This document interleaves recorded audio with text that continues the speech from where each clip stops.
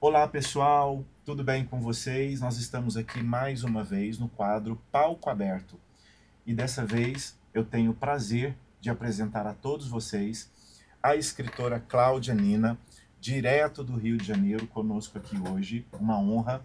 Lucas Buchiri, da editora Maralto, direto de Curitiba, e o nosso estudante aqui, parceiro, né, de podcast, Arthur Fernandes, estudante do 8º ano, participando dessa roda de conversa, desse bate-papo sobre literatura, sobre a escrita, arte literária, sobre o ser humano, sobre a vida, e vai ser um momento muito incrível. Então vou passar aqui a palavra para o Lucas, que vai fazer as apresentações, e na sequência a gente começa, tá bom? Um abraço. Muito obrigado pela sua participação, pela sua presença aqui nesse podcast. Bom dia Cláudia, bom dia professor Oliveira, bom Bom dia dia. Arthur. Para quem ainda não me conhece, eu sou o Lucas, sou consultor literário aqui da Maralto Edições, que é a editora parceira do programa Na Salê, já há 4 anos. E amanhã de hoje para a gente está muito especial, com a presença da nossa ilustre autora, talentosíssima, premiada, Cláudia Nina. Cláudia é uma escritora carioca, também crítica literária, jornalista, tem doutorado na área de letras que ela cursou na Holanda e ela vem falar um pouco para a gente sobre 2 livros principais que as turmas do Colégio Nacional estão lendo, Jasmins e Paisagem de Porcelana. Cláudia, seja muito bem-vinda, esse encontro foi muito esperado e a gente tem aqui à sua frente um professor muito dedicado, apaixonado pela literatura, e o Arthur representando esses jovens leitores que vêm já há alguns meses se debruçando sobre o seu trabalho. Muito obrigada, gente, pela acolhida. Eu acompanho o trabalho do professor pelas redes e é com muita alegria assim que eu vejo o meu livro chegando, né, dessa forma tão bonita, né, dessa forma como ele trabalha a literatura, como a gente precisa disso, né? A gente precisa disso no mundo. O mundo precisa que essa roda gire, sabe? E eu fico muito feliz de participar desse movimento. É muito bom, muito bom. Eu esperei muito estar aqui. Então, muito obrigada, gente. Nós que agradecemos. O primeiro contato que eu tive, Cláudia, com o livro Jasmins foi assim, uma epifania, pensando aqui na Clarice Lispector, e você conhece muito o trabalho dela, então esse momento epifânico mesmo, né, de revelação. A partir do momento que eu entrei em contato com a obra, é como se eu tivesse aqui vendo o ser humano desnudo, em todas as suas facetas. E com essa sensibilidade, com esse lirismo com que você escreve, esse deslumbramento da palavra, que não é tratada de maneira clichê, como a gente percebe nessa literatura atual, mas é um trabalho realmente sério, profundo, bonito, sensível. E eu até arriscaria dizer, eu não sei se talvez o tema da solidão, um tema que perpassa e atravessa toda essa literatura que me tocou profundamente. Então, esse primeiro contato com Jasmins veio realmente como uma forma de me apaixonar pela sua literatura, né? A gente teve um contato, entrei em contato com você no primeiro momento. Eu fiz uma aula para os meus alunos do 8º ano, analisando a obra Jasmins. E eu vi assim, a alegria deles de poderem ler uma obra, de se conectarem com uma obra, principalmente muitos ali adolescentes que foram criados pelos seus avós, né, que tiveram esse contato, né, com o idoso. E, ao mesmo tempo, uma homenagem linda que você faz também ao cuidador, né, que é algo realmente muito, muito interessante. Depois, com Paisagem de Porcelana, foi assim, uma obra que me tocou profundamente, principalmente pelo aspecto desse grande mistério do que é essa paisagem de porcelana, no que vem a ser esse mundo da Holanda, desse low sky, que eu tô até brincando aqui com a Cláudia, hoje em Uberlândia o céu tá bem cinza, eu estou me sentindo aqui na Holanda, né, como a personagem Helena. Mas é um outro livro que veio coroar também essa percepção. E esse aqui, eu posso começar por esse daqui? Pode. A Cláudia também, ela lançou esse planeta chamado, esse planeta ótimo, esse livro chamado Dois Planetas Amorosos e um Gato no Meio. O que é essa produção, Cláudia? O que é esse livro?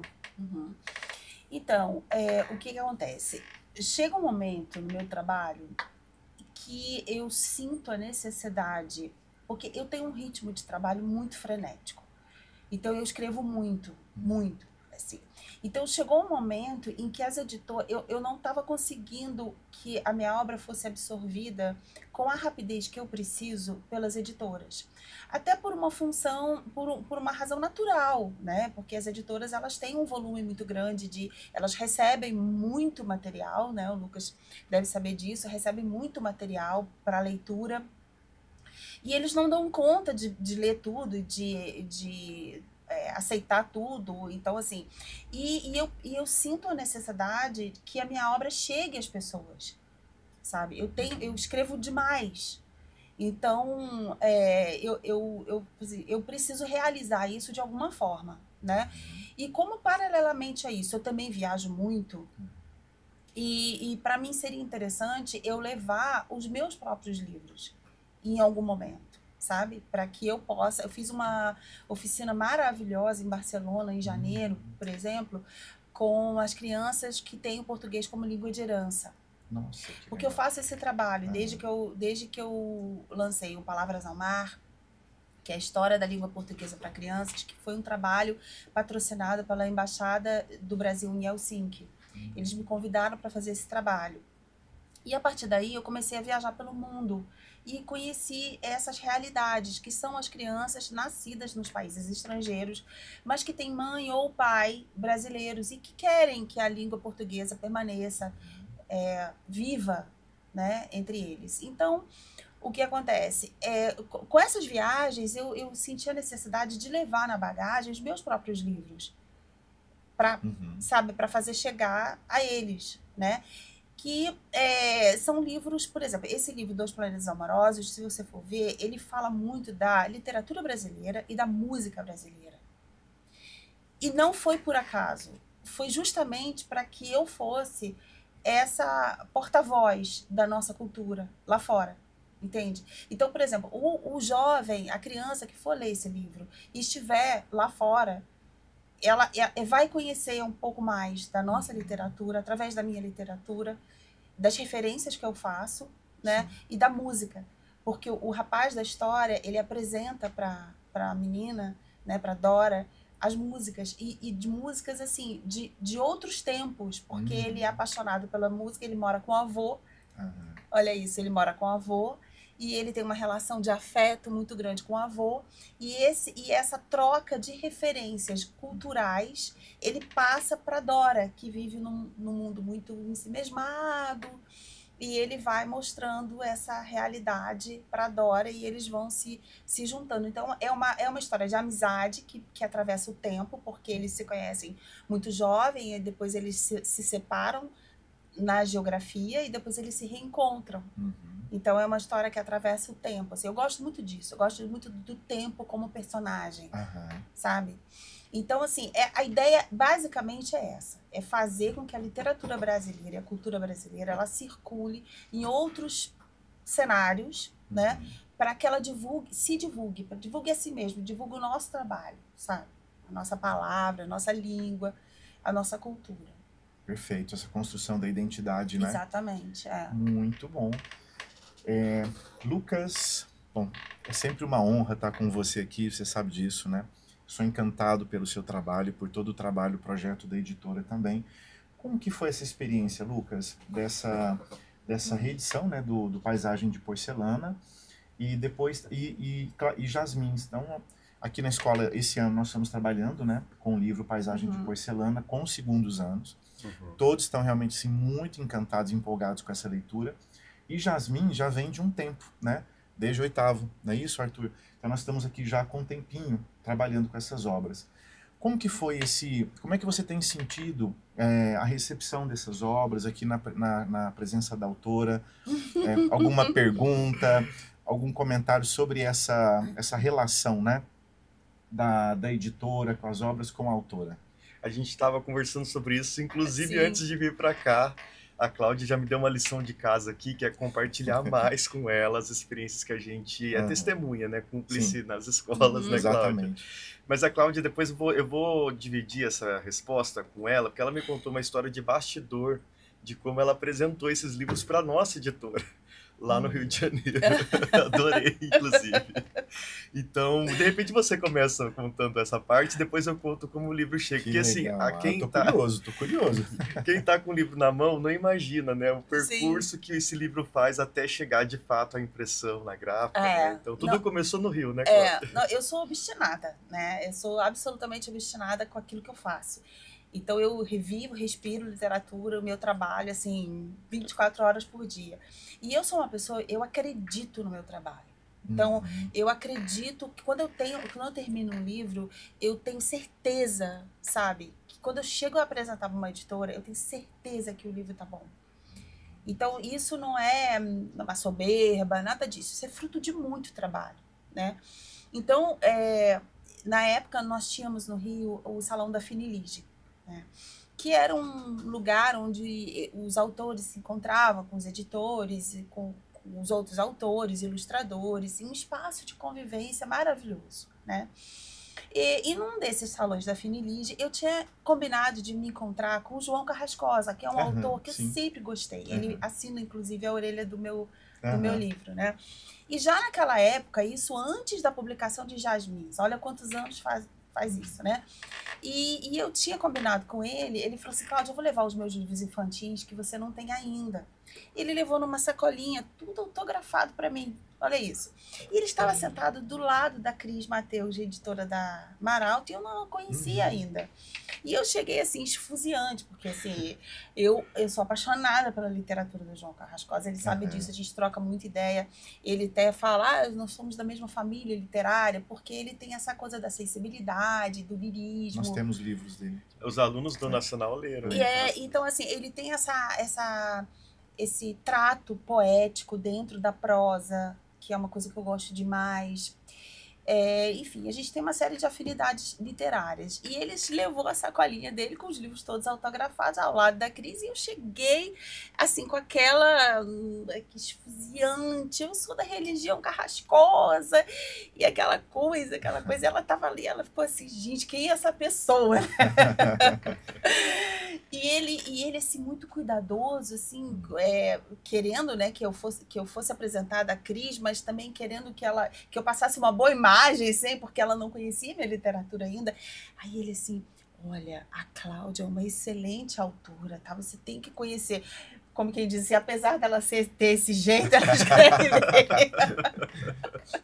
Depois ela me contou, Cláudia, mas você chegou assim. Chegando. Carrascosa ficou preocupado, assim. Marcou a presença já de imediato. E aí, obviamente, eu fiz a minha propaganda para a Cris. Eu falei, Cris, você tem que conhecer o meu trabalho. Maravilha. Mas aí você imagina, né, que os autores, eles têm esse vínculo de amizade, de que eles também dão a mão para o outro e abrem portas um para o outro. Isso é interessante, né, de perceber, inclusive, autores que os alunos conhecem. Eu acho que existe uma coisa chamada... Existe a afinidade, né, que ele fala, né, da família literária. Então, assim, eu acho que tem autores com os quais a gente tem essa afinidade, assim, sabe, de estilo, de forma de atuar, assim. E aí a Cris ainda completou assim, Cláudia, eu nunca vi alguém se vender tão bem. Isso é muito bom. Gabriel, essa câmera aqui, eu consigo focar o livro? Dá para quem está assistindo aqui o podcast e não conhece, então tá aqui, ó, Paisagem de Porcelana, da Cláudia Nina. Tá pegando aí certinho, tá? Mais para cá. Assim. Deu certo? E esse daqui também, Jasmins, da autora. E Os Dois Planetas Amorosos, pela Centopeia Edições. Tá aí também. Perfeito? Muito bom. Você quer completar, Lucas? Então, a gente sempre tem por pressuposto, né, que o livro, sem a presença viva do leitor, né, agindo sobre ele, atribuindo sentido sobre ele, é um monte de folha impressa costurada pela lateral. A gente precisa do sujeito que lê e que faça o seu trabalho ativo sobre a ação, né, de uma leitura de literatura, sobretudo, que é uma literatura que não é uma leitura passiva, né? A gente precisa sempre colocar a nossa referência de mundo ali para um trabalho de diálogo mesmo, né? O Roland Barthes, inclusive, fala que todo texto tem uma coautoria justamente por conta dessa ação ativa. E aí, a gente leva isso muito a sério, e a gente aposta muito de que maneira, na forma como a gente apresenta o livro de literatura e de que maneira o livro se torna uma presença viva na escola, como ele assume esse protagonismo. Por isso que a gente dialoga tanto com professores de diversas regiões do país, e os livros da Cláudia foram grandes aprendizados para a gente, dos limites, né, de quais fronteiras a gente pode romper quando um bom livro de literatura dialoga com alunos. Então, Jasmins, por exemplo, além de todo o trabalho com a linguagem, que para a gente é primordial, né, com a própria noção de que literatura é um objeto de arte antes de ser qualquer outra coisa, né, que a escola às vezes, não necessariamente o Colégio Nacional, né, mas o cenário geral, a gente tem que tomar muito cuidado para a gente não pedagogizar o livro de literatura, para a gente não tratar ele como uma extensão do material didático. Então a gente sempre frisa muito a necessidade da gente manter a literatura no campo da arte. Mas em alguns momentos a gente rompe esses limites e vai para um campo que me interessa muito, que a gente atinge a política, a cultura e os campos sociais da nossa comunidade. E com Jasmins aconteceu isso, assim, eles leram, eles se sensibilizaram muito pela personagem, pelo conflito, né, que é um conflito às vezes até difícil da gente digerir, porque tem a sua camada de complexidade, de violência e de uma camada humana, né, porque o ser humano é isso, né, ele é essa ambiguidade toda, ele é essa contradição, e a literatura abriga isso ainda bem. E nessa discussão, teve uma escola que fez um trabalho muito bonito, ela foi estudar, por consequência do envolvimento dos alunos, eles foram estudar o Estatuto do Idoso. Olha. E eles fizeram um projeto que os alunos foram até um lar de idosos para poder entender essa realidade. Então, acho que é um bom exemplo de quando a gente rompe algumas barreiras, né? E de fato, o livro passa a fazer sentido para aquela cultura e para aquela comunidade leitora. Então, foi uma surpresa muito boa. Por isso que eu gosto de conversar com o Lucas. Sabe, esse momento que eu sempre falo, a importância de toda essa consultoria que eu já dei uma ideia, né? Um projeto que eu já estou pensando aqui, já como que eu posso pensar num projeto como esse. Fantástico, né? Desculpa, pode falar. O Oliveira estava falando sobre o primeiro contato com Jasmins, né? Uma coisa que a gente tem é que a leitura que a gente tem pela escola não é a gente que escolhe, a gente recebe. E aí, quando eu olhei Jasmine, eu falei, se esse livro não estivesse numa leitura obrigatória da escola, eu com certeza gostaria de ler, sabe? Só pela simples sinopse, sabe? Só o básico que eu tinha, só pelas informações da capa, pelo nome, eu já tive interesse. Quando eu comecei o livro, a escrita dele é, assim, algo que eu sou apaixonado. E até hoje, eu diria que foi uma das melhores escritas que eu já li na vida. Nossa. Então, assim, foi algo que mudou muito. Porque, como o Olivia falou, a gente tem uma escrita e vários livros muito clichês hoje em dia, né? Principalmente no campo de infanto-juvenil. É o livro que é tratado como um entretenimento, como um segundo hobby, sabe? Uma coisa assim, e acaba perdendo essa questão da arte, da literatura, e apenas para a venda, o comércio, eu vou escrever para vender, eu vou escrever porque esse assunto está em alta, sabe?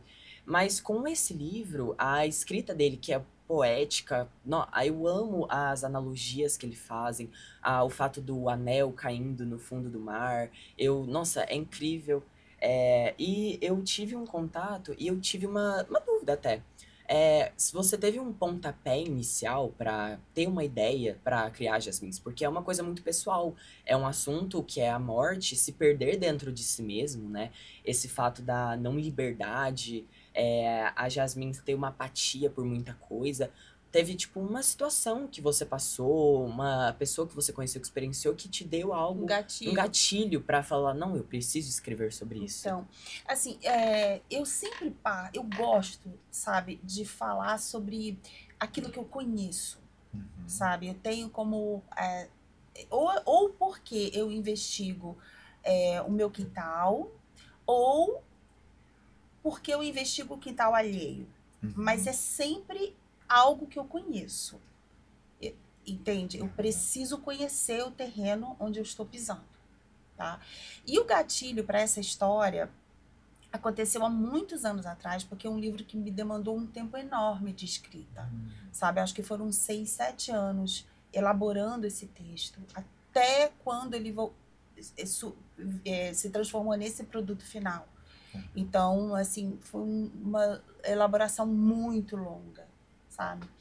E o gatilho foi a minha avó. A minha avó, que ela teve Alzheimer, e eu e as minhas 2 filhas, a gente estava numa clínica em Juiz de Fora, e eu e minhas 2 filhas acompanhamos, assim, a gente fazia visitas esporádicas a ela. E enquanto eu vivo literatura permanentemente, e eu, assim, vivo em um universo paralelo, eu acho, assim.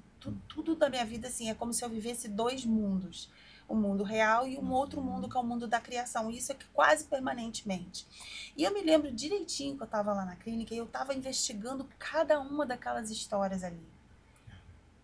Eu ficava imersa naquelas histórias, sabe? Ouvindo aquelas histórias e ouvindo as histórias que se contavam sobre as histórias, sabe? E claro que sim, não só dali, eu fui juntando outros relatos por exemplo, tem uma cena em Jasmins que me toca profundamente. Foi uma cena que eu demorei muito a elaborar e foi uma cena muito marcante para mim, que foi a cena, eu não vou contar o final porque é um spoiler, mas tem uma cena de um chinelo. Sim. Tá? E quem me contou essa cena do chinelo foi a minha mãe. Nossa, Cláudia, você não sabe, a vizinha tal, não sei o que, mineira, né? Mineira conta caso, né? Eu sou de mãe mineira, pai nordestino, já viu, né? Assim, eu sou um caldeirão cultural dentro da minha própria família, né?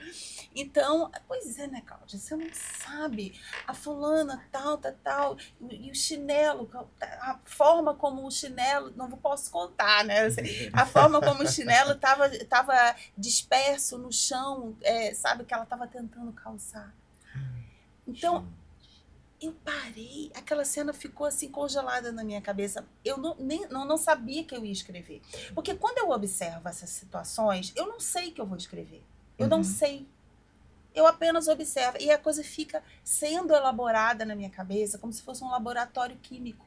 Sim. E em um determinado momento eu reúno todas essas referências e vou começando a construir. Porque eu estava falando com o Lucas, eu escrevo na minha cabeça. Então, assim, eu só vou para o computador depois que eu tenho quase, assim, 70% da história já organizada. Eu sei exatamente as personagens, eu sei como elas vão se movimentar, eu sei o cenário. A impressão que eu tenho é que eu só transporto para o computador. E aí depois, claro, eu faço a elaboração. Mas eu vou construindo ao longo dos anos, ao longo dos meses, ao longo do tempo, eu vou construindo tudo na minha cabeça. Então eu vivo a minha realidade, mas ninguém sabe que eu estou vivendo uma outra realidade dentro da minha cabeça. Então, assim, é muito... assim, eu acho que é singular, sabe? A forma como a minha cabeça funciona. Eu acho. E tem livro na sua cabeça nesse exato momento? Nesse exato momento tem, meu próximo romance. Tem um spoilerzinho aí? Tem o meu próximo romance que vai ser um trabalho sobre o perdão. Olha, nossa, olha aqui. Nos tempos de hoje, né? Muito mais que necessário. Que legal. E tem uma previsão? Não, porque eu acabei de terminar um juvenil. Sim. Porque foi muito interessante você falar isso, Arthur, essa questão do clichê, né? Porque essa é uma preocupação minha. Sobretudo e na literatura juvenil. Porque se você lê Dois Planetas Amorosos e O Gato no Meio, você vai ver que é uma história simples, porém ela tem um cuidado, sabe? Em apresentar algo que seja, eu acho, muito próprio da minha literatura. Sabe?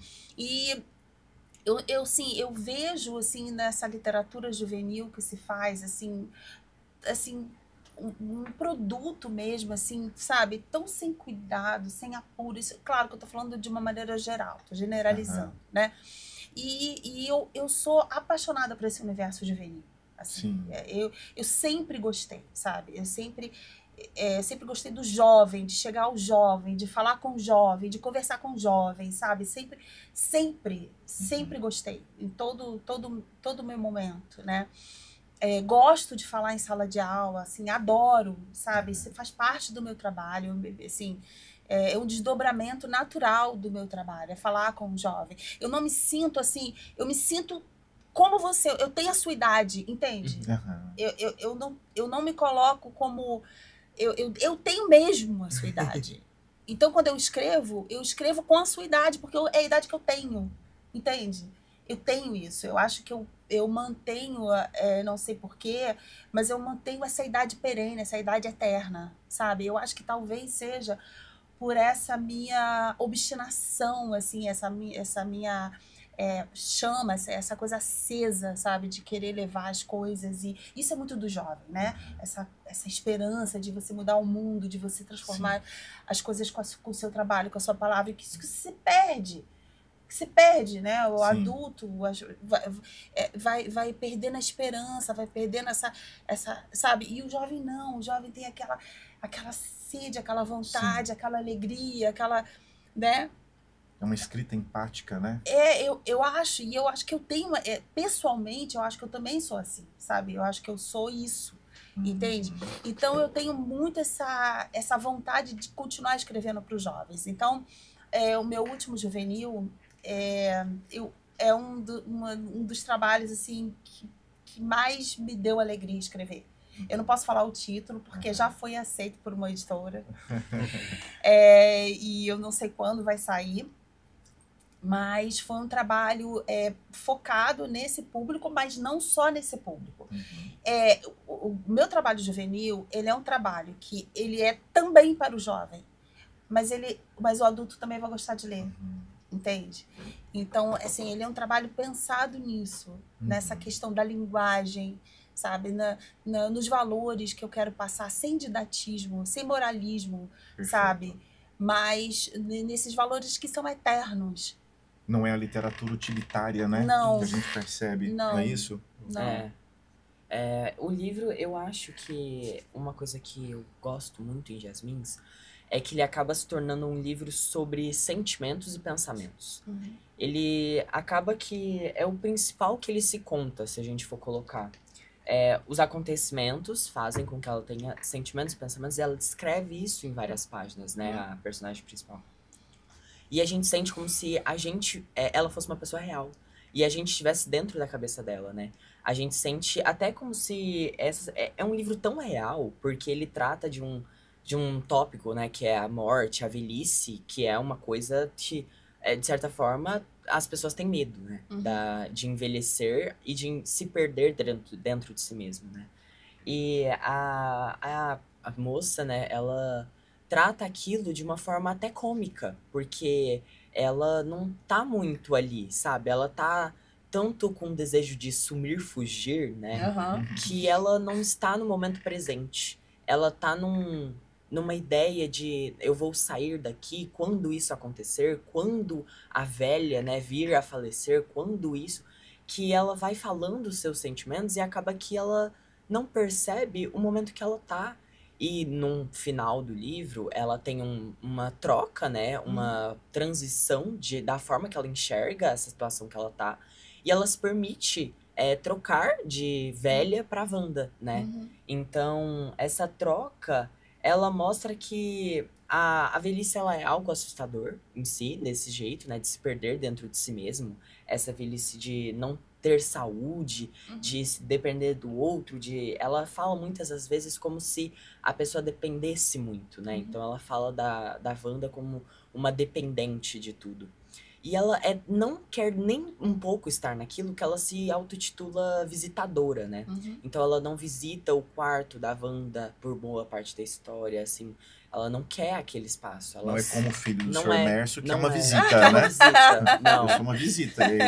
Ela tem tá sempre ali uma inveja, né? Ela tá ali por pura obrigação. E ela olha o Mércio, o filho do Sr. Mércio, ela queria aquilo. Ela queria ir e voltar quando ela quisesse, sabe? E é muito legal porque é uma ideia crua, sabe? Ele não romantiza algo que é uma realidade e que é assim, entende? O próprio caso do filho do Sr. Mércio. Existe muito isso, sabe? E tantas as outras histórias dos outros idosos que ninguém visita, entende? Que eles estão ali e ela mesma fala que visita ela quase nunca vê, né? É só o filho do Senhor Mércio e é isso. E aí você mesmo falou sobre as histórias das pessoas que você conhecia, né? No caso da sua avó. Você tem de certa forma, um capítulo, né? Um período do livro que você vai descrevendo a história de cada um desses idosos que estão lá, né? Aí tem a Sirene, tem o Mércio, tem a Wanda mesmo. E aí, essas pessoas, elas que estão no livro, foram frutos de histórias construídas dentro dessas histórias de histórias que você conheceram? Sim. É porque, na verdade, eu nunca sei onde que termina a ficção e começa a realidade. Essas coisas, elas estão misturadas, entende? Então, eu já nem sei mais. É tudo... Fantástico. É tudo... Porque os produtos dentro desse laboratório já se misturaram, já viraram essa outra matéria, que é a ficção. A própria memória é ficção, né? Se a gente for na raiz da coisa, né? Enfim, então não tem como a gente escapar dela. E o James Joyce, ele fala isso, que memória e imaginação são a mesma coisa. Então, assim, a memória, ela é cheia de fraturas, né? E a imaginação, ela entra dentro dessas fraturas da memória. Então, como que você vai, dentro desse tecido ficção, tirar o que é memória e o que é imaginação? Sim. Perfeito. Cláudia, eu queria aproveitar a fala do Arthur, muito bom. Por que jasmins? Essa é uma pergunta que eu entro na sala, os estudantes, mas por que jasmins? Essa é uma boa pergunta. Por que jasmins? Porque o título? O título, jasmins. Então, Porque ao mesmo tempo é a ideia da flor, né? Jasmins, e também faz aí um jogo com o próprio nome da personagem, né? Na verdade, a personagem, nós não sabemos exatamente o nome real dela. Exato. Porque isso faz parte da estratégia da ficção de tirar o tapete das certezas, né? Quer dizer, o leitor, ele nunca sabe muito bem se ele pode confiar na narradora, né? E isso acontece também em Paisagem de Porcelana, né? Então, a narrativa está sempre... Isso é para deixar sempre o leitor em suspenso, sabe? Ligado, sabe? Para não dar aquela comodidade, sabe? Para tirar do acomodamento, entende? E a ideia do jardim... Porque eu também trabalho muito com o visual, assim. Eu tenho telas mentais na minha cabeça. Eu tive um pai fotógrafo de arte. Tanto é que meu último trabalho, Infantil Guardador do Tempo, é dedicado a ele e ao fato de ter crescido numa casa de fotografia. Então, ele tinha um laboratório químico nos fundos da casa e ele revelava fotos em preto e branco. Que delícia. Eu cresci nesse universo da arte, vendo revistas de arte, ouvindo falar sobre arte moderna, sabe? Então, a arte fez parte da minha vida desde sempre. Então, essa percepção visual, sabe, das coisas, sempre fez parte também da elaboração do meu trabalho. Então, eu tive na minha tela mental a ideia de um pátio onde plantas pequenas estivessem. E nós temos também uma revelação no final de tudo, né? Sim. Que o jardim misterioso da casa, que eu também gosto de trabalhar com isso. Sim. A gente só descobre o que é esse jardim misterioso no final da história, né? E eu quis também dar a ideia de uma planta muito frágil e que pudesse ser muito facilmente pisoteada. Esse verbo é um verbo utilizado no livro. Sim. Né? Então, os jasmins moídos, pisoteados, sabe? Como se fosse uma metáfora da própria existência humana, sabe? Que ela é tão frágil, né? Tão frágil, que pode ser facilmente destruída, moída, pisoteada, né? Perfeito. E aproveitando aqui, para quem está aqui acompanhando, se preparem. Todos juntos, os mansos e os surtados, eram um conjunto bonito. Viviam em um profundo infinito inalcançável. O eu de verdade deles tinha mergulhado em um oceano ao qual não tinham acesso nem com poderosos instrumentos. A medicina mais avançada do planeta não descobriu a sonda capaz de levar algum tipo de iluminação química até a escuridão onde estavam. Ninguém poderia alcançar aquele tesouro. Aí entra naquela cena que você falou da joia, da joia. caindo. Aí, na outra página mesmo, como se perde um anel que vai caindo, caindo, caindo, até sumir no chão escuro dos mares, que, na superfície, são tão azuis. Lindo. Não é isso, Lucas? Eu estava ouvindo a Cláudia aqui agora sobre a fragilidade dos jasmins, e ela antes falava sobre o interesse dela em se comunicar com jovens, né? E eu achei isso tão fantástico, eu até me lembrei de uma crônica do José Castelo, que ele escreveu há anos atrás, Alice para Sádicos. Ele fala sobre a necessidade da deseducação dos jovens. E acho que tem um pouco a ver com isso. O jovem, ele hoje, ele é influenciado por inúmeras mídias e canais de comunicação, ele é influenciado a ter alta performance, rigidez, certeza, força, tudo que comunica uma noção de sucesso que está globalizada, né? E aí, de repente, um jovem da escola está lendo Jasmins e criando empatia justamente pelo extremo oposto disso, que é a fragilidade, que é uma personagem extremamente frágil, que não tem certeza sobre o dia de amanhã. Então, acho que é um contraste muito interessante até para a gente quebrar paradigmas, assim, né? De que maneira a gente educa o jovem para a sensibilidade, como a gente educa ele para empatia, né?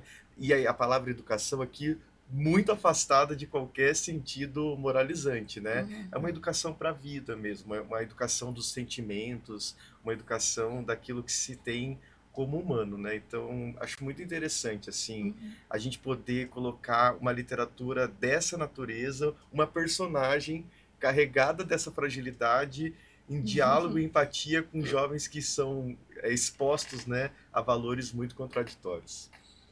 Sem dúvida. Bom, eu sou muito curioso. Meus alunos, professor, pergunta para a Cláudia. Eu falei, vocês vão ter um momento de perguntar, e nós vamos ter daqui a pouquinho, né, espaços em que a Cláudia vai poder conhecer os estudantes, nós vamos ter mais tarde também o nosso clube de leitura com a presença da Cláudia, com o Lucas. Ervalha é o nome da cidade, né, onde se passa o cenário, onde se passa praticamente toda a narrativa de uma personagem que vem do Rio de Janeiro, de repente para uma cidade misteriosa. E tem uma cidade de Ervalha, em Minas, só que ela é com E, não é com H. E a cidade aqui é com H. Você se inspirou em alguma cidade, Ervalha? A gente fica, de vez em quando, dá um debate na sala, porque lá fala em chimarrão, tem uma cena que tem ela vai pegar ela quer fugir, tem um trem, né, se eu não me engano, para Porto Alegre. Será que essa cidade fica no sul? Onde que fica Ervalha? O que é Ervalha, na verdade? Então, como dizia a Clarice Lispector, das muitas vidas que eu tive, uma delas se passou em Porto Alegre, porque eu morei no Rio Grande do Sul. Só que, ao contrário da paisagem de porcelana, o Rio Grande do Sul acende ainda hoje uma saudade eterna. Eu sou apaixonada pelo Rio Grande do Sul, pela vivência que eu tive lá. E, enfim, tenho amigos lá em Porto Alegre ainda. Então, é uma cidade... assim, eu gosto muito, né? E eu lembro que um dos meus momentos no Rio Grande do Sul foi quando eu fui com uma família de uma amiga minha para uma cidade pequena que se chama Erval, no Rio Grande do Sul. E aquilo, o laboratório químico das coisas acontecendo na minha cabeça, aquilo ficou, né, como uma referência estanque. E eu quis falar sobre eu quis colocar uma ambientação fria. Eu quis criar dentro desse cenário uma ambientação fria e eu criei essa palavra, essa cidade, sabe? Ervalha, inspirada um pouco nesse Erval longínquo, entende? E é muito interessante, nada é gratuito, né? Então, é a fragilidade das jasmins, é a frieza dessa cidade, porque não faz sentido uma história dessa se passar no calor do Rio de Janeiro. Exatamente. Até poderia fazer, né? Mas como ganha uma roupagem no sentido eu acho outro, que né? E os cenários, eles são personagens, assim. Então, em vários dos meus livros, se você pegar Dois Planetas Amorosos, também você tem o Rio de Janeiro. Aí você tem o Rio de Janeiro como personagem. Na Holanda, você tem Paisagem de Porcelana como um personagem. A Holanda é efetivamente um personagem também. Então, eu acho que o cenário atuando, né, nessa interação com os demais personagens, isso faz parte da técnica literária. Perfeito. Né? Assim, tudo não é em vão, assim, mas às vezes assim, eu faço e depois é que eu vou perceber a Sim. técnica por trás. Uhum. Porque eu estudei literatura durante muitos anos. Uhum. Teoria literária, eu fiz o meu mestrado, doutorado, então eu não sei. Hoje eu penso, né, que o trabalho que eu faço, eu coloco um pouco na prática os anos todos que eu estudei. Aqui, nada disso foi em vão, sabe? Trabalhei como crítica literária durante muitos anos. Muitos. Muito antes de... Na verdade, eu sou uma escritora tardia. O meu primeiro livro é de 2011, 2012. Então, assim, eu só comecei a escrever quando eu realmente tinha uma história para contar. E como é que isso foi, Cláudia? Como é que se despertou a escritora Cláudia Nima? Quando que isso surgiu em você? Então, assim, eu tinha latente a ideia de que eu ia escrever, assim, que eu queria escrever para criança. Era a minha primeira ideia. Você é mãe de 2 filhas, sim, não é isso? Sim. Mas isso muito antes. Muito antes. Assim, quando eu morava na Holanda, eu lembro que eu comecei a comprar uns livros, assim. Eu gostava da sessão infantil, ficava lá, lia um pouco do que era lançado lá, enfim. Mas era uma ideia muito distante. Até então, eu achei que eu ia ser acadêmica, porque eu estava fazendo doutorado. Voltei, fui dar aula na UERJ como professora visitante. Trabalhava no Jornal do Brasil. Não tinha muito espaço na minha, assim, físico, sabe? Assim, a minha cabeça estava tomada por todas essas incumbências profissionais. Eu me lembro que eu dava aula de teoria literária à noite.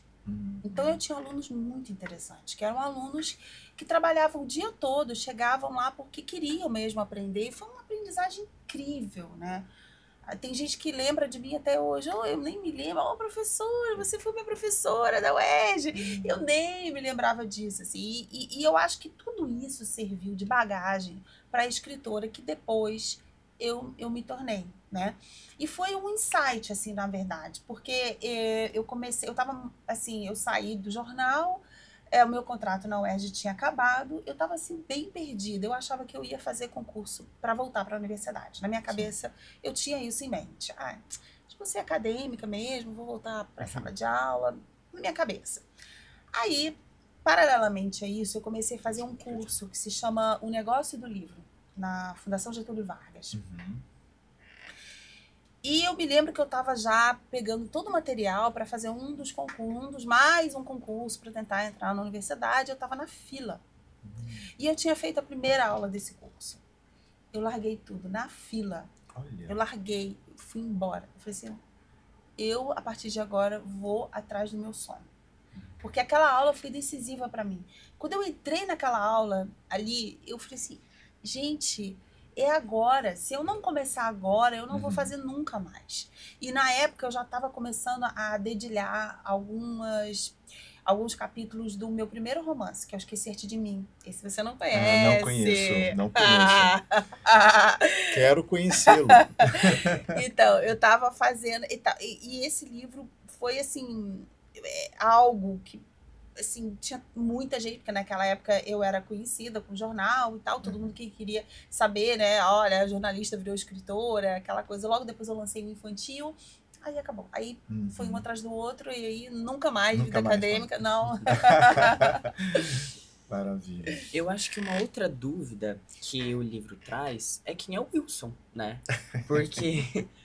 a gente tem muitas informações dele, mas todas da cabeça da personagem principal, da moça, né? Que ela deduz e ela cria o que ela acredita que é, ela não tem certeza, nem ela mesma tem certeza no final. Porque a gente só sabe o nome dele, né? No livro não fala, mas você criou algo de quem seria o Wilson dentro de si? Não. Tem, desculpa. Tem alguns estudantes que falam assim também. Eu tenho certeza que é o Wilson que telefonou para ela, fazendo a proposta para ela poder ir para Ervalha. Tem um monte de suposições. Gente, quem que é o Wilson, acho que o que eu mais ouvi foi isso, que quem teria contratado ela seria o Wilson. Mas alguma ideia não, no livro não traz, mas se você tivesse assim que escolher algo, que o Wilson seria? Você tem algo assim? Não, assim, inicialmente eu até pensei exatamente nessa teoria, mas eu não fiquei muito fechado nisso, entende? Porque, assim, eu acho que isso faz parte das muitas perguntas que você tem no livro, porque um livro é um livro de perguntas, Exatamente. não um livro de respostas. Exato, perfeito. Né? De indagações, né? Que levam a outras indagações, é um labirinto, né? Parece um grande amor, né, do passado, né? Algo assim que... Sim. Só que às vezes pode ser um primo. Às vezes... E eu quis que a história se repetisse, né? No Sim. final. Quando Jonas, ele Sim. entra na história, né? Eu quis que ele entrasse na história. E Exato. eu quis que ele tivesse um sorriso crepitante. Porque ele é daqueles que a cuidam, mas eles cuidam sorrindo. Sorriso crepitante, Lucas. Sim. Olha que lindo. Pois é. Maravilha. Bom, pela questão do nosso tempo, já estamos praticamente chegando ao final, né, Gabriel? Já está no finalzinho. Uhum. E eu não queria perder a oportunidade de a gente poder falar um pouquinho sobre paisagem de porcelana. Uhum. E eu queria imitar que uma vez fizeram essa pergunta para Clarice Lispector numa entrevista, e eu quero fazer novamente essa pergunta para Cláudia Nina. Em que momento que você consegue, que a gente consegue perceber que a Cláudia Nina, mulher, pessoa, e a Cláudia Nina, escritora, como que essas duas personagens têm como confluência dentro de paisagem de porcelana? Que momento que começa a pessoa, Cláudia Nina, e a personagem Helena? Elas se confundem? Uhum. Como que se dá a construção de paisagem de porcelana nessa perspectiva? Eu acho que elas se confundem do ponto de vista da invisibilidade, tá? Porque eu vivi 4 anos na Holanda, né? E foi um cenário muito hostil para mim, sobretudo do ponto de vista da linguagem. Porque eu vivo muito miseravelmente num cenário em que eu não consigo entender o que as pessoas falam. Eu preciso ser entendida e preciso entender. Então, num cenário em que eu não entendo a língua, e eu não quero entender também, me joga, obviamente, me transforma numa pessoa opaca. Né? Porque, em geral, o estrangeiro, ele é um invisível. Ele é um invisível. Então, esse trabalho, ele também fala sobre os imigrantes. Sim. Sabe? Eu acho que é um trabalho, é um livro muito atual, sabe? Muito atual. Principalmente dentro dessa questão das migrâncias hoje, que nós temos um problema global, né? Sim. Universal. Acentuado agora. Acentuado. Né? Então, é muito sério. E isso sempre me deixou perplexa. Sempre, sabe? Como que, assim, a paisagem dos turistas é e a paisagem daqueles que estão tentando sobreviver num outro cenário, tentando sobreviver mesmo, com dificuldade econômica, com necessidade de serem incluídos num novo ambiente, como é difícil, sabe? E como eles são jogados na invisibilidade. E uma dessas barreiras obviamente, a barreira cultural e linguística. Sim. Tá? Então, eu acho que essa talvez seja a maior interseção entre mim e a Helena. Perfeito. Muito bom. A personagem Asuko e Helena, então, são imigrantes, pensando assim, né? E tem uma curiosidade, a personagem Helena, ela vai se encontrar com uma ex-noiva de um primo. Aparentemente, né? E ela não consegue o endereço, ela tem poucas informações, e ela vai fazer um curso, né? Com o professor Peter, que seria o seu mentor, né? O seu orientador. E a partir desse momento, ela também conhece o Ernest, né? Esse personagem, nos bastidores aqui, né? A Cláudia comentou que o seu orientador, né? É o Peter, né? Então tem essa coincidência. E o Ernest? É um personagem que realmente ele é uma construção. É uma construção. É uma construção que talvez seja a grande metáfora da violência contra o estrangeiro. Contra o estrangeiro, perfeito. Essa ligação, né, entre essas temáticas. Essa violência. E eu achei lindo também a ideia da paisagem de porcelana. O porquê desse título, Cláudia? Eu sei que na Holanda essa porcelana é muito famosa. A cidade a cidade... Delft. Delft, isso mesmo. Que é uma porcelana que tem mais de 400 anos de tradição na Holanda, né? Quase que uma visitação, um ponto turístico obrigatório, conhecer, né? Um aspecto E um da dos cenários porcelana, uns cenários. E tudo que a personagem Helena percebe é de uma beleza deslumbrante, mas uma beleza fria também, né? É algo muito bonito, mas não é algo que tem ressonância dentro dela. Então essa ideia de uma paisagem de porcelana tem a ver com esse olhar da personagem que não consegue entrar em sintonia, de não conseguir perceber a beleza disso numa realidade interior. Sim, é o que eu digo em determinado momento, que justifica o título, né? A porcelana, ela fica dentro daqueles móveizinhos de vidro, né? Então, é como se fosse um pequeno azul guardado. Aquela realidade daqueles cenários campestres, com aquelas pessoas sorridentes, vivendo aquelas realidades tão felizes, ela tá guardada ali dentro daquele armário. Ela não faz parte da realidade, né? Da realidade concreta da vida. Então, é uma paisagem guardada, inacessível dentro daquele cenário da vitrine, né? É quase uma caricatura, né, da experiência da cidade. É algo inacessível, inalcançável para ela, entende? E eu estava falando recentemente com uma dupla de escritoras de Portugal, que eu fiz uma live em Portugal. E foi muito interessante porque ela faz exatamente essa pergunta, né? E ela diz, a porcelana é algo que se quebra com facilidade, e a gente tem a fragilidade do que se quebra com facilidade. Como jasmins. Sim, porém, não é? tudo que se quebra se torna também um objeto cortante. Perfeito.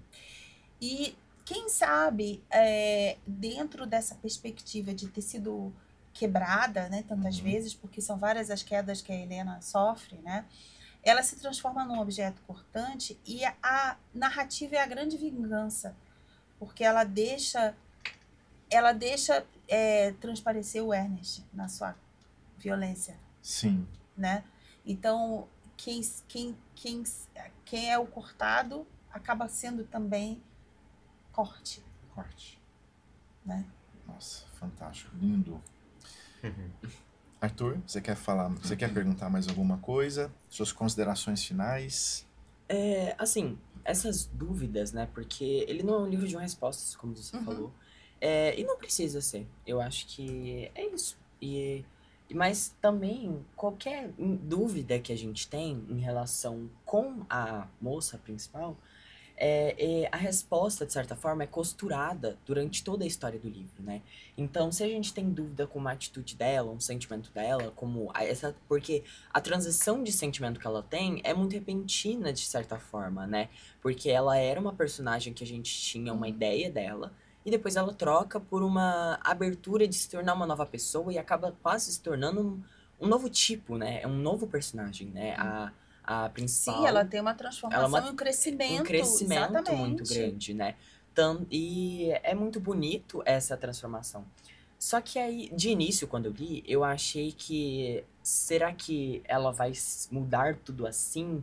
E, tipo assim, sem muita explicação? Só que aí, tipo assim, bem no início da troca, né? Dessa transição. Quando a gente conhecia essa nova personagem, né, de certa forma, a gente percebia que ela já existia no início do livro, né? Porque não é duas personagens diferentes, é a mesma, mas todos esses pensamentos que ela está tendo novo era algo, de certa forma, que estava adormecido no interior dela. Então, eram dúvidas agora que ela estava colocando pra fora que ela já tinha. Só que ela não tinha exposto isso, né? Colocado no mundo real, falado sobre isso, né? Então, eu acho Jasmins fenomenal.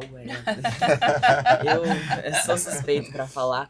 E é um livro que você não precisa de muitos acontecimentos neles, né? Porque é a personagem com ela. E ela conta uma realidade ali, uma vivência dela, sobre os dias que ela vai nesse depósito, né? E, assim, não tem como falar que tem grandes acontecimentos pra construir uma história, sabe? Que a gente vê muito nos livros infanto-juvenil, que a gente vai tendo um acontecimento a cada capítulo, uma decisão super importante. Não. Aqui é uma visão e uma mudança pessoal dela, é um crescimento pessoal dela. Mas Cláudia é leitora gosto... de Clarice. É porque eu né? gosto Exatamente, de trabalhar. Leitora de Clarice tá ali, Aqui né? a gente precisa de uns 10 podcasts, tem muito assunto, gente, É que eu muita gosto coisa. de trabalhar com uma coisa chamada microdramática. Eu adoro isso, sabe? Então, se você for ver, você tem vários enredos, Sim. né? Que são micro enredos dentro de cada história ali reunida, né? Perfeito. Bom, Cláudia, Lucas, Arthur representa aqui um conjunto significativo de estudantes realmente envolvidos com a leitura, apaixonados pela literatura. Agora que ganhou um fã, viu? Tá aí, Ai, muito obrigada! Já tô com interesse de ler Paisagem de Porcelana. Não, ele me pediu, ele ficou atrás de mim a semana inteira. Viveiro, eu preciso do Paisagem de Porcelana, eu quero ler. Não, mas esse aqui, por enquanto, eu não consigo te arrumar um, mas vão dar certo e acabou muito rápido, né? Os Niners, né? Vamos criar um nome Ai, aqui pro fã-clube. Você é um Niner. É verdade. Então, queria agradecer, viu, imensamente a sua presença. Muito honrada. Ele teria que estar agora em sala de aula, né? Tem aula lá na Rondô. Se não, mas você tem uma boa justificativa, né? Eu agradeço vai aí, valer- professor. Valeu a pena a sua presença, no sentido assim, de que você representa exatamente esse contingente de estudantes, de leitores hoje, não só no Nacional, mas no Brasil todo, que tem o privilégio de estar em contato com a autora, com a editora, pensa, editora aqui, a autora que também é editora, e o professor, e num espaço, né, em que perguntas muito pertinentes, perguntas fantásticas, né, realmente muito honrado também da sua presença, muito obrigado, viu, Arthur, por você estar aqui com a gente, viu? E também com a presença do Lucas. Lucas, suas considerações finais. Eu tô muito feliz, muito tocado com isso que está acontecendo. Quando a gente sonha em construir um programa de formação leitora, ele está concretizado aqui, né? São 4 pontas, né? Exatamente. Quem escreve, quem edita e distribui o livro, quem media e a outra ponta quem lê. Então aqui a gente tem essa costura de toda uma jornada de leitura que a gente quer fazer, e cada ponta dessa mesa tem um papel fundamental, e isso está materializado aqui. Então estou muito feliz, muito emocionado, e parabenizo muito o colégio por essa iniciativa, viu?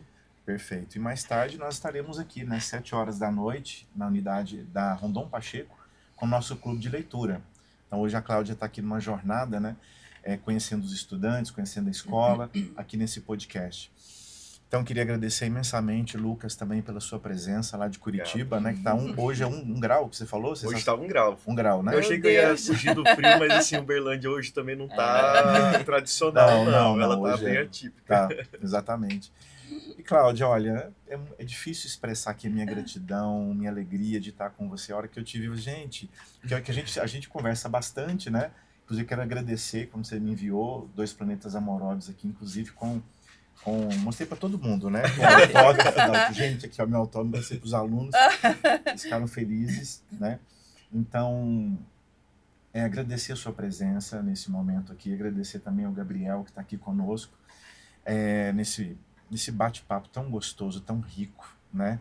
Então, para todo mundo que não conhece, ó, Paisagem de Porcelana, da Cláudia, uma jornada pelo tema da invisibilidade, da solidão, conhecer a personagem Helena, se encantar, chorar, se emocionar, porque a gente chora, a gente se emociona, né? E eu tenho ultimamente chorado muito quando aquele leitor chorão, sabe? E esses livros aqui, eles me conectam com esse lado mais humano, e essa beleza da literatura, né? Conectar com o afeto, com o lado humano, né? E também Jasmins, né? Leitura fantástica, eu já conheço o livro, já tem 3 anos que a gente está adotando aqui. 2 planetas amorosos e um gato no meio, também da Cláudia. Você falou de chorar, só fazer uma observação. Um amigo meu de Porto Alegre, ele ávido leitor, leitor ávido, escritor também, ele mandou um áudio. Eu falei assim, Cláudia, eu fiquei até com vergonha, mas eu chorei no final de 2 planetas amorosos. E assim, eu nem falei nada com meu filho lá, mas eu chorei, porque eu fiquei muito emocionada com o final. Olha, nossa, que maravilha. Muito bom. Cláudia, uma palavrinha para o público que vai te assistir. O que você tem a dizer para... Então, assim, eu fico absolutamente feliz por por conhecer essa outra ponta, né? Uhum. Saber onde meu livro está chegando, saber como que essa leitura é feita pelos jovens, Uhum. sabe? Como que ela se concretiza dentro de sala de aula e principalmente por ter essa revelação, né, desses projetos todos que são feitos a partir daquilo que eu escrevo, né? Então, tudo isso acontece por causa de uma história que eu criei, sabe? Então, eu acho que isso justifica. Eu tenho comigo algo que não é clichê, mas é absolutamente verdadeiro. A literatura, para mim, é uma missão. Missão, sabe? De vida. Uhum. Então, assim, quando eu vejo projetos como esse que o Lucas citou, quando eu vejo que o meu livro está chegando no leitor, no jovem, que é a grande mola transformadora do mundo, Sim. eu vejo que talvez eu esteja cumprindo uma partezinha dessa missão. Que bacana. Cláudia, muito obrigado, viu? Obrigado de verdade. Meu Agora, amigo Lucas. Segura brigadão. esses dois, viu, Colégio Nacional? Obrigado, viu? Esse encontro aconteceu, são 2 foguetes. Maravilha. E para você que está aí nos assistindo, muitíssimo obrigado pela sua presença aqui no nosso Palco Aberto. Então, forte abraço e até mais. Tchau, tchau.